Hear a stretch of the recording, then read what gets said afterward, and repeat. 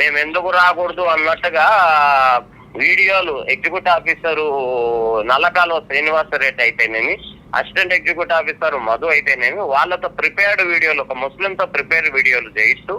నా పేరు షరీఫ్ అండి, అది గుర్తుకున్న గ్రామం పల్నాడు డిస్టిక్ అండి. నేను ఇక్కడ మహానంది టెంపుల్కి దర్శనం కోసం వచ్చాను. దర్శనం కోసం వస్తే దేవరాజు అని చెప్పేసి గొడవ అయింది. బసవరాజు అని చెప్పేసి నేను గొడవ అయింది. అన్ని మతస్థులకి లోపలికి ఎంట్రీ లేదని చెప్పేసి ఆపారు. విశ్వాసంతో వచ్చాను, దేవుని విశ్వాసంతో వచ్చాను. నాకు దేవుని నమ్మకం ఉంది కానీ వచ్చానండి. అతను ఎవరు నాపడానికి నాకు అర్థం కాదు. నాకు ఇష్టం ఉంది, నేను వెళ్తున్నాను. అతను వచ్చి ముస్లిమ్స్ మీరు వెళ్ళడానికి కుదరదు, నేను ఆపుతానంటే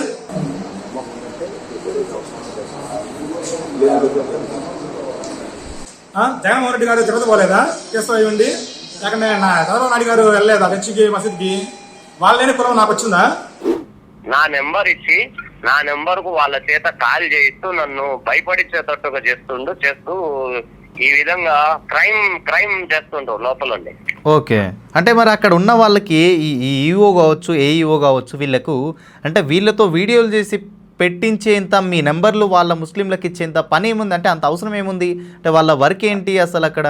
అంటే మనము ఇప్పుడు మేము ఎన్నో మహానంది క్షేత్రాల్లో అవినీతికి సంబంధించినటువంటివి ఎన్నో బయటికి తీసినాం, సస్పెండ్ కూడా చేయించినాం వీళ్ళను.